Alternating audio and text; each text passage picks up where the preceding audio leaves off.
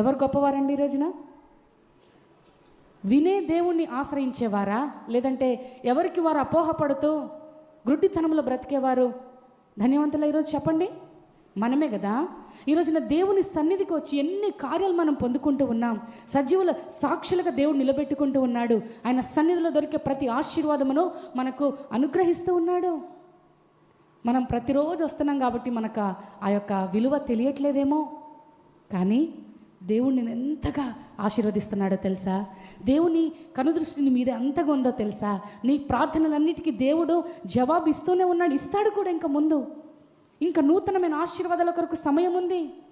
నేను సహనముతో కనిపెట్టుకుంటుని అంటాడు దావీదు ఇక్కడ.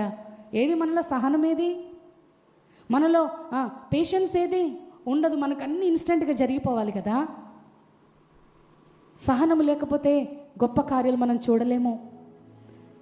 బైబిల్లో ప్రతి ఒక్కరు సహనము కలిగి ఉండడం ద్వారా దేవుని బలమైన కార్యాలు వారి జీవితాల్లో చూశారు. ఈరోజున నువ్వు నేను కూడా సహనమును కలిగి ఉండాలి.